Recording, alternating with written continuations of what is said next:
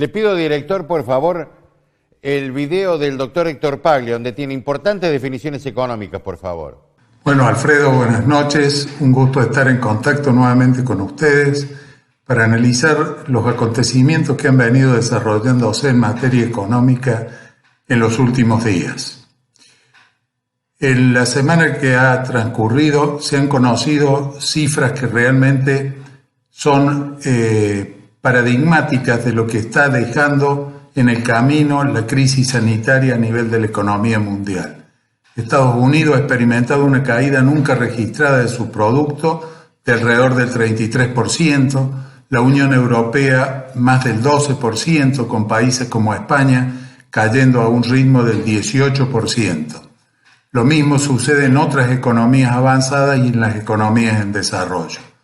En este cuadro, en este contexto, se resalta el rebote que ha tenido la economía china luego de haber caído el 10,5%, ya que gracias a la mayor apertura de las actividades económicas tuvo un crecimiento del orden del 11%.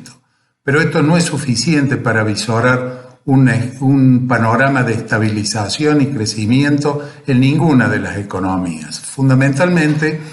porque la crisis sanitaria derivada de la pandemia del COVID-19 está imponiendo cada vez más entrar a analizar y a pensar cómo se va a reconfigurar la matriz económica mundial y la de cada país en particular. ¿Qué queremos decir con esto?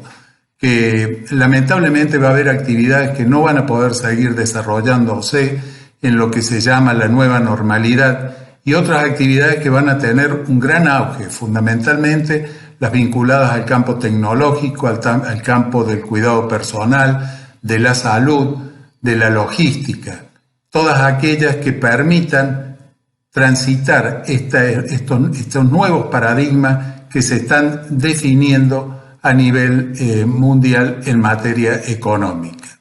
¿Qué quiere decir esto? Quiere decir que las relaciones de capital, trabajo y tecnología disponible van a cambiar y este cambio va a requerir un esfuerzo muy grande en donde el rol del Estado va a ser muy importante, fundamentalmente porque va a haber que redefinir, como ya lo hemos dicho en otras oportunidades, cuál es el papel, cuál es la función que debe cumplir el Estado para poder enfrentar la nueva normalidad y para poder establecer primero una situación de estabilidad que permita hablar de un crecimiento económico futuro. No vamos a tener un Estado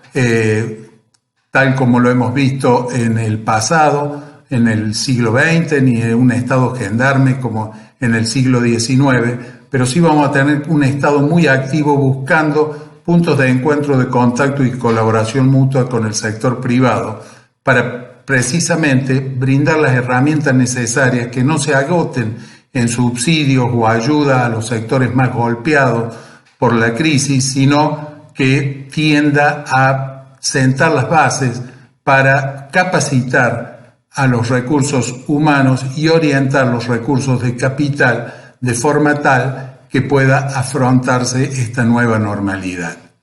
Yendo a Argentina en particular, tal como lo preveíamos, hay un clima de máxima tensión en lo que hace al proceso de renegociación de la deuda con legislación extranjera, la deuda de los bonistas, donde ya el gobierno pareciera estar muy firme en su última postura y tratando de llegar a la fecha límite, que es el 4 de agosto, sin poder dar mayores esperanzas de una mejora a esa propuesta, ya que es lo máximo que la economía argentina podría soportar. Sí es de esperar que pueda haber algún tipo de prórroga o de nuevas discusiones, pero más en los aspectos formales y legales que en los aspectos económicos propiamente dicha.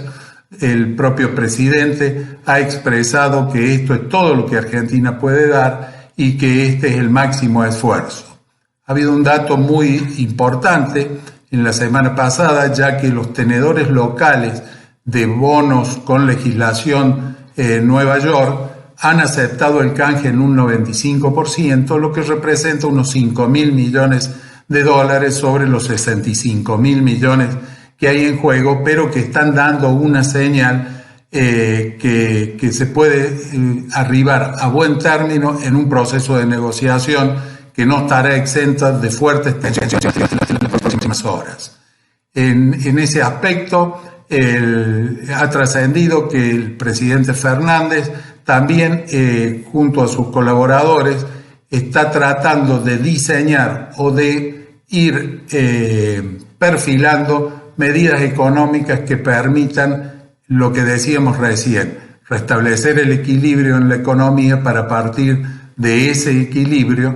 pensar en un proceso de crecimiento. Y aquí es donde va a haber que ser muy creativo y va a haber que tener en cuenta precisamente esas cuestiones que están aflorando a partir de la crisis de la pandemia, que hacen a que las relaciones económicas van a ser totalmente diferentes. El Estado va a tener que repensarse, va a tener que reinventarse, va a tener que buscar mayor eficiencia, va a tener que buscar una fuerte colaboración con el sector privado y va a tener que aunar esfuerzos para poder empezar a sumar y a recomponer un aparato productivo que, si ya venía muy lastimado, muy golpeado antes de la crisis del COVID-19, terminó de producir un gran daño. Entonces, en síntesis, debemos decir que la palabra reconfiguración, los términos vinculados a la nueva normalidad, son los que deben exigir el mayor esfuerzo intelectual y también el mayor esfuerzo práctico para poder lograr unir las piezas y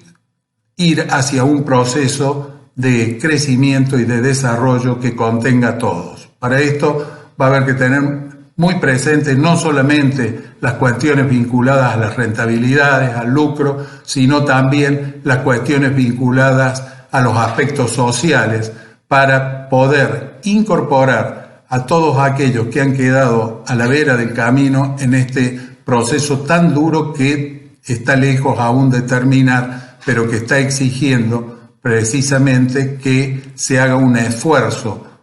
mayúsculo para poder definir nuevos parámetros y nuevas reglas de juego. Esto es lo que podemos decir hasta hoy. Alfredo, bueno, aprovecho para saludar a su audiencia y quedamos en contacto.